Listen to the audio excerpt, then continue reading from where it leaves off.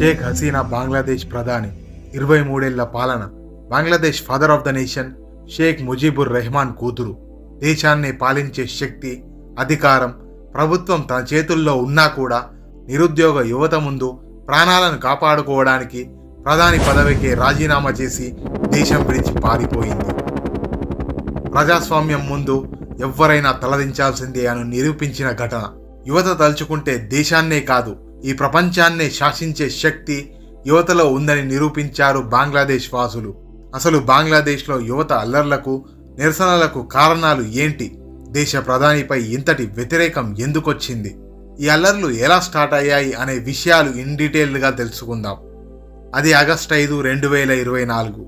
షేక్ హసీనా బంగ్లాదేశ్ ప్రధాని ప్రాణభయంతో దేశం వదిలి పారిపోయింది. ప్రస్తుతం ఆ దేశం మొత్తం మిలిటరీ కంట్రోల్లో ఉంది. బంగ్లాదేశ్ ఆర్మీ షేక్ హసీనాకు 45 నిమిషాల గడువిచ్చి పారిపోవాలంటూ హెచ్చరికలు జారీ చేశారు. లేదంటే మీ ప్రాణాలకే ప్రమాదం, మా కంట్రోల్ దాటిపోయింది, వీఆర్ హెల్ప్లెస్ అని చెప్పడంతో హసీనాకు వేరే దారి లేక ప్రధాని పదవికి రాజీనామా చేసి దేశం విడిచి పారిపోయింది. బంగ్లాదేశ్ని విడిచి భారత్కు వచ్చింది. ఆ తర్వాత army chief general Waker uz Zaman media ముందుకొచ్చి ప్రస్తుతం దేశం మొత్తం ఆర్మీ కంట్రోల్లో ఉందని, త్వరలోనే కొత్త ప్రభుత్వం ఏర్పాటు కానుందని, దీనికి మీరందరూ సహకరించాలని కోరాడు. షేక్ హసీనా దేశం విడిచి వెళ్లిపోయినాక ప్రధాని నివాసమైన గణభవన్లోకి వేలాది మంది నిరసనకారులు వచ్చి అక్కడున్న వస్తువులన్నీ ధ్వంసం చేశారు. కొందరు అక్కడున్న ఆహారం తింటూ సెల్ఫీ వీడియోలు తీసుకున్నారు. మరికొందరు అక్కడున్న వస్తువులన్నీ తీసుకొని వెళ్లిపోయిన వీడియోలు ప్రస్తుతం సోషల్ మీడియాలో వైరల్గా మారాయి. నిరసనకారులు షేక్ హసీనా మీదనే కాకుండా ఆమె తండ్రి మాజీ ప్రధాని అయిన షేక్ ముజిబుర్ రెహమాన్ విగ్రహాలను దేశవ్యాప్తంగా ధ్వంసం చేసిన విజువల్స్ వైరల్గా మారాయి. అత్యవసర పరిస్థితులలో బంగ్లాదేశ్ మొత్తం ఆర్మీ కంట్రోల్లోకి వెళ్లిపోయింది.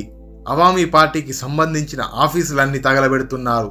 బంగ్లాదేశ్లో ఉండే ఇందిరాగాంధీ సాంస్కృత కేంద్రాన్ని ధ్వంసం చేశారు. ప్రస్తుతం షేక్ హసీనా ఇండియాలో ఉన్నట్టు భారత విదేశాంగ మంత్రి ఎస్ జయశంకర్ ప్రకటించారు. షేక్ హసీనా దేశం విడిచి పారిపోగానే జైల్లో ఉన్న మాజీ ప్రధాని ఖలీదా జియాను ఇమీడియట్ గా విడుదల చేయాలని Bangladesh president Shahabuddin orders pass చేశాడు. ఇక ఆర్డర్స్ పాస్ చేసిన వెంటనే ఆమెను విడుదల చేశారు. ఇక తర్వాత ప్రధాని ఈమెనే అవుతుందని పుకార్లు వినిపిస్తున్నాయి. అయితే ఈ అల్లర్లకు కారణాలు తెలియాలంటే మనం కొంచెం వెనక్కి వెళ్ళాలి. అది 2024 జనవరి. బంగ్లాదేశ్ జనరల్ ఎలక్షన్స్ లో అవామీ పార్టీ లీగ్ అధికారంలోకి వచ్చింది. ఈసారి వరుసగా 4వ సారి షేక్ హసీనా ప్రధాని అయ్యారు. అయితే షేక్ హసీనా దేశాన్ని నియంతృత్వ పాలనలోకి తీసుకెళ్లిందని ఎన్నో విమర్శలు ఆమె పైన వచ్చాయి. ఎలక్షన్ సిస్టమ్ ని మొత్తం తారుమారు చేసి గెలుస్తున్నారని ఆపోజిషన్ పార్టీలు ఆరోపిస్తున్నాయి.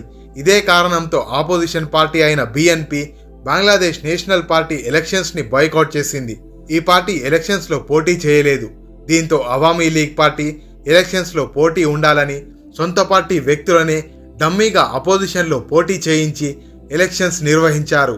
దీంతో మొత్తం 300 ఎంపీ సీట్లలో 254 సీట్లు గెలిచి అవామీ లీగ్ అధికారంలోకి వచ్చింది. షేక్ హసీనా 4వ సారి ప్రధాని అయింది. దీంతో బంగ్లాదేశ్లో ఫ్రీ అండ్ ఫెయిర్ ఎలక్షన్స్ జరగలేదని, దేశం మొత్తం నియంతృత్వ పాలనలో ఉందని ఎన్నో ఆరోపణలు వచ్చాయి. షేక్ హసీనాకు దేశ ప్రజల మద్దతు లేకున్నా దొంగచాటుగా గెలిచిందని అనేక ప్రింట్ అండ్ విజువల్ మీడియాలు వెల్లడించాయి. అయితే ఈ నిరసనలకు ప్రధాన కారణాలు రిజర్వేషన్స్. ఇక హిస్టరీలోకి వెళ్తే అది 1947 1947 ఇండియా పాకిస్తాన్ విడిపోయినప్పుడు పాకిస్తాన్ 2 భాగాలుగా విడిపోయింది. ఈస్ట్ పాకిస్తాన్ మరియు వెస్ట్ పాకిస్తాన్. పాకిస్తాన్ భారత్ నుంచి విడిపోయినాక 1947లో తొలి పాకిస్తాన్ ప్రధానిగా లియాఖత్ అలీ ఖాన్ నియమించబడ్డారు. ఆ తర్వాత ఖవాజా నజీముద్దీన్, మొహమ్మద్ అలీ బోగ్రా, షహీద్ షుహ్రావార్డీ, ఇబ్రాహీం ఇస్మాయిల్, ఫెరోజీ ఖాన్ ఇలా అందరూ వరుసగా ఇస్లామిక్లు ప్రధానిలై ఈస్ట్ మరియు వెస్ట్ పాకిస్తాన్ను పాలించారు. దీంతో ఇస్లామిక్ డామినేషన్ ఎక్కువగా ఉండేది. ఇస్లామిక్ డామినేషన్ ఎక్కువగా ఉండడంతో సపరేట్ బంగ్లాదేశ్ ఉద్యమం స్టార్ట్ అయింది. అయితే 1970లో ఈస్ట్ పాకిస్తాన్లో ఉండే అవామీ లీగ్ పార్టీ అధ్యక్షుడు షేక్ హసీనా తండ్రి షేక్ ముజిబుర్ అహ్మద్ ఎలక్షన్స్లో గెలిచి అధికారం స్థాపించారు. అయితే ఈస్ట్ మరియు వెస్ట్ పాకిస్తాన్లను పాలించే అవకాశం అవామీ లీగ్ పార్టీకి వచ్చింది. కానీ వెస్ట్ పాకిస్తాన్ దీనికి ఒప్పుకోలేదు. ఎన్నో నిరసనలు, అల్లర్లు జరిగాయి. తర్వాత 1971లో అవామీ లీగ్ పార్టీ ప్రధాని షేక్ ముజీబుర్ అహ్మద్ వెస్ట్ పాకిస్తాన్ని ఇండిపెండెంట్ కంట్రీగా ప్రకటించి బంగ్లాదేశ్ నుండి విడదీశారు. ఆ తర్వాత వెస్ట్ పాకిస్తాన్ ఈస్ట్ పాకిస్తాన్ మధ్య యుద్ధం జరిగింది. వెస్ట్ పాకిస్తాన్కు మన భారతదేశం ఇందిరాగాంధీ పీరియడ్లో సపోర్ట్ చేసింది. తర్వాత 1971లో వెస్ట్ పాకిస్తాన్ అఫీషియల్గా సపరేట్ కంట్రీగా బంగ్లాదేశ్గా మారింది. అయితే బంగ్లాదేశ్ స్వాతంత్రం కోసం పోరాడిన వారికి మరియు వారి కుటుంబాలకు రిజర్వేషన్లు కల్పిస్తూ ప్రధాని షేక్ ముజిబుర్ అహ్మద్ ప్రకటించారు. ఇదే ఇప్పుడు జరుగుతున్న బంగ్లాదేశ్ నిరసనలకు ప్రధాన కారణం. షేక్ హసీనా దేశం విడిచి పారిపోవడానికి కూడా ఇదే కారణం. అయితే రిజర్వేషన్ల విషయానికి వస్తే 56% రిజర్వేషన్ కేటగిరీలో ఉండగా మిగతా 44% మాత్రం ఓపెన్ కేటగిరీలో ఉన్నాయి. అయితే ఈ 56%లో 30% ఫ్రీడమ్ ఫైటర్స్కి మరియు వారి రెండో తరానికి కూడా వర్తించేలా పెట్టారు. అంటే వారి మనవళ్లకు మనవరాళ్లకు కూడా ఈ రిజర్వేషన్స్ వర్తిస్తాయి. ఇదే ఈ నిరసనలకు ప్రధాన కారణం. బంగ్లాదేశ్ యువతలో మనవళ్ళు మనవరాళ్లకు రిజర్వేషన్స్ ఏంటి అని ఈ ఆరోపణలు నిరసనలు ఎన్నో ఏళ్లుగా కొనసాగుతూనే ఉంది. చాలా ఏళ్ల నిరసనలు అల్లర్ల తర్వాత షేక్ హసీనా గవర్నమెంట్ 2018లో ఈ 30% కోటాను రద్దు చేస్తున్నట్టు ప్రకటించింది. అయితే ఈ రిజర్వేషన్స్ని రద్దు చేయడంతో దేశంలోని కొందరు హర్షం వ్యక్తం చేస్తే ఫ్రీడమ్ ఫైటర్స్ యొక్క కుటుంబ సభ్యులు మాత్రం నిరసనలు తెలుపుతూ కోర్టుకెక్కారు. దీంతో కోర్టు 2024 జూన్లో అంటే షేక్ హసీనా జనవరిలో 4వసారి ప్రధాని అయ్యాక మళ్ళీ ఈ 30% రిజర్వేషన్స్ ఫ్రీడమ్ ఫైటర్స్ యొక్క కుటుంబ సభ్యులకు అమలు చేయాలని కోర్టు తీర్పు ఇవ్వడంతో దేశంలోని యువతలో ఒక్కసారిగా వేడెక్కిపోయింది. ఆ తర్వాత నిరుద్యోగ యువత అంతా రోడ్లెక్కి నిరసనలు అల్లర్లు చేశారు. అయితే ఇదే క్రమంలో షేక్ హసీనా నిరసనకారులను రజాకారులతో పోల్చింది. షేక్ హసీనా చేసిన ఈ వ్యాఖ్యలు ఆ యువతను ఇంకా వేడెక్కించాయి. షేక్ హసీనా యొక్క ఈ వ్యాఖ్యలు రగులుతున్న నిప్పు మీద పెట్రోల్ పోసినట్టయింది.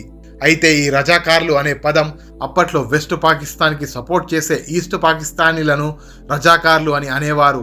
ఇప్పుడున్న బంగ్లాదేశ్ యువత మేము రజాకార్లమా అంటూ నినాదాలు చేస్తూ నిరసనలు తెలుపుతూ షేక్ హసీనాపై ఆగ్రహంతో దేశమంతా ఒక్కటై హసీనా ప్రభుత్వాన్ని కూల్చివేశారు.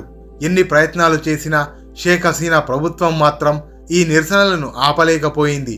లాస్ట్కి 30% ఉన్న రిజర్వేషన్ను 5%కి తగ్గించినా కూడా అల్లర్లు ఆగలేదు. నిరసనకారులు షేక్ హసీనాను రాజీనామా చేయాల్సిందిగా నిరసనలు దేశవ్యాప్తంగా కొనసాగించారు. హసీనా ప్రభుత్వం ఈ నిరసనలను ఆపేందుకు నిరసనకారుల మీద రబ్బర్ బుల్లెట్లను టియర్ గ్యాస్ను ఉపయోగించారు. దీని ఫలితంగా 300 మంది నిరసనకారులు చనిపోయారు. ఇక్కడి నుండి ఈ అల్లర్లు మరింత వేడెక్కిపోయాయి.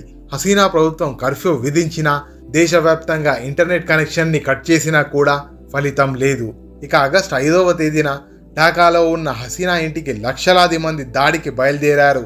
ఈ విషయం తెలుసుకున్న హసీనా తన ప్రాణాలను కాపాడుకోవడానికి దేశం విడిచి పారిపోయింది. బంగ్లాదేశ్ యువత హసీనా ప్రభుత్వం పడగొట్టాలనే సంకల్పంతో హసీనాను దేశం విడిచి పారిపోయేలా చేశారు. దీనికి ప్రధాన కారణం రిజర్వేషన్లు, నియంతృత్వ పాలన. ఎలక్షన్ కమిషన్ని మొత్తం తన చేతుల్లోకి తీసుకుని ఆపోజిషన్ పార్టీలు లేకుండా చేయడం, అన్ఎంప్లాయ్మెంట్ ఎక్కువగా ఉండటం వల్ల యువతకు అవకాశాలు లేక ఈ రిజర్వేషన్ల అల్లర్లు స్టార్ట్ అయ్యాయి. ప్రజాస్వామ్యంలో నియంత పాలన ఎక్కువ కాలం కొనసాగదు అనడానికి ప్రపంచం మొత్తానికే తెలియజేసింది ఈ బంగ్లాదేశ్ ఘటన. షేక్ హసీనా గురించి చెప్పాలంటే ఆమెను పొగిడేవాళ్ళు ది గ్రేట్ లీడర్ అని, విమర్శించేవారు డిక్టేటర్ అని, అనేక కుంభకోణాలు చేసిందని ఎవ్వరికి వారు ఇలా హసీనా గురించి వ్యాఖ్యలు చేస్తూనే ఉన్నారు. బంగ్లాదేశ్లో ముందు ఏం జరగబోతుందో మనం వేచి చూడాల్సిందే. మరో వీడియోలో మళ్ళీ కలుద్దాం. అంతవరకు సెలవు. జై హింద్.